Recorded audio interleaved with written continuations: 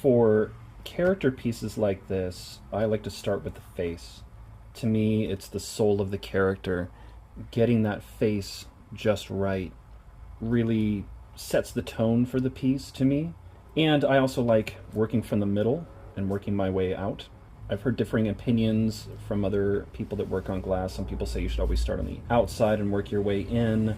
But again, since I like starting with a face, at least with a character, inevitably I'm going to be starting on the inside anyway. We're starting with a very complicated cut. We've got little inside curves, some angles. This is a separate piece, so I've got to cut these angles here. At some point I'm going to have to Dremel out this eye. The glass that I'm using, to make it even more complicated, is not the most transparent. It's semi-transparent, but it's kind of ghostly. And I need really accurate lines, obviously, especially with a complicated piece like this. I can't use just ghostly, blurry lines like this. So I start with a piece of clear glass. I take clear glass and a dry erase marker and put the glass over the character's face, and then I use the dry erase marker to trace the outline of the piece. It's kind of tricky because the glass is 3 millimeters thick, so you have to make sure you're looking straight down at it. I actually close one eye as well to make sure that I'm lined up perfectly with the lines. So once I've done that, I have this nice clear piece of glass that I can put right on the light pad. Then I put paper down, use a X-Acto knife, and just cut along those lines so that I can get a nice, accurate template.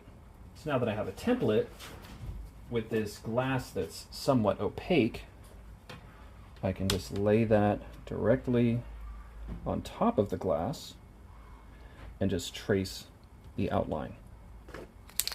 Got a pen here. It's a paint pen for drawing on glass. I can't express how important it is to have markers that write on glass permanently.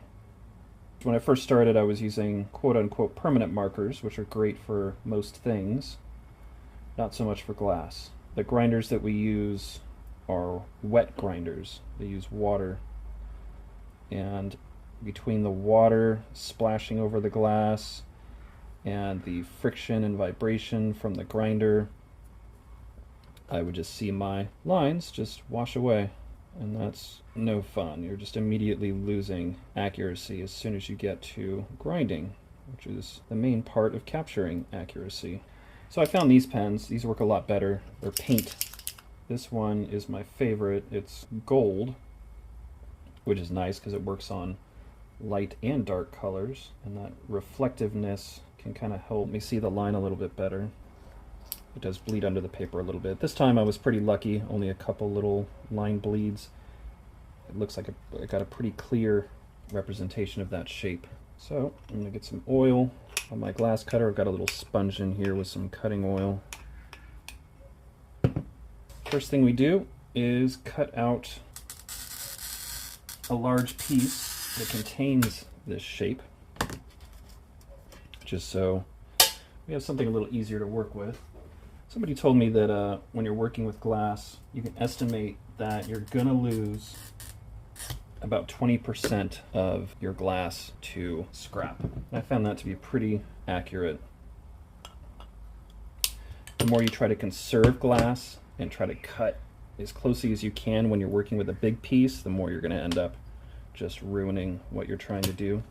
It's always best to just get a nice piece like this that you can maneuver a little easier, control a little easier, and then just refine these cuts after the fact. And these also don't have to be perfect. Whenever you're cutting glass, you're always going to be grinding the glass on a grinder. These edges are glass, so they're sharp, and you're going to get little points like this. That's why I always leave just a little bit of that line on there, so that when I get to the grinder, my goal is to grind away the line. You can't get too crazy with the lines here. The straighter you can make them, the better. As you can see, the cutter doesn't actually cut the glass, it just scratches a score line into the glass, and then you break it. So these score lines are really just acting as a guide for where you want the glass to break. The glass doesn't always follow that guide, which is one of the trickiest things about working with it.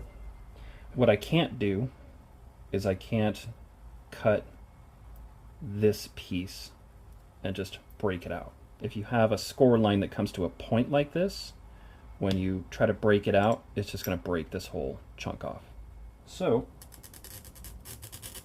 what I'm going to end up doing is using a rotary tool with a fine glass grinding bit. It's only like a millimeter wide, and I'm going to use that to cut by hand into these more sharp inside curves.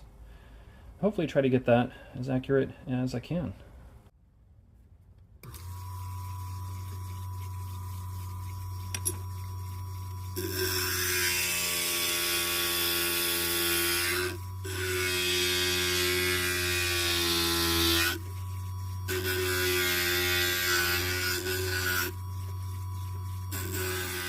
My job here on the grinder was to grind away the gold lines, at least the ones that I had access to. Again, these inside cuts I'm going to be doing on my rotary tool.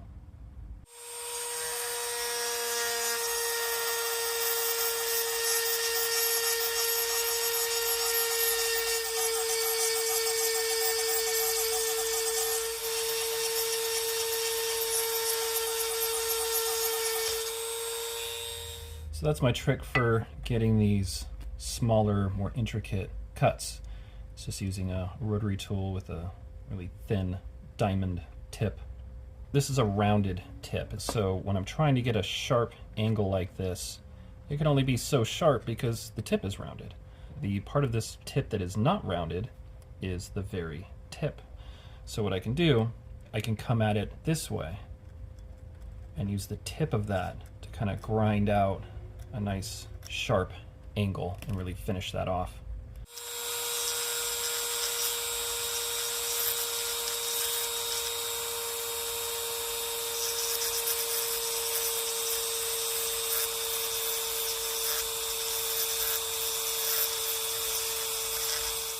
As you can see, there's still some gold lines here.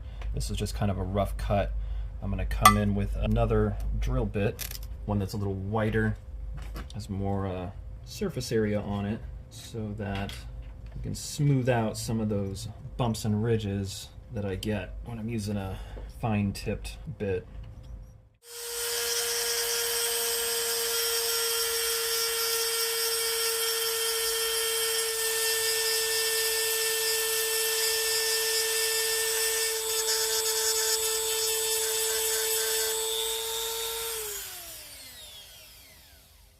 You can still see the gold marks that I've made have stayed on this glass after grinding, after using a rotary tool on them and getting water all over it.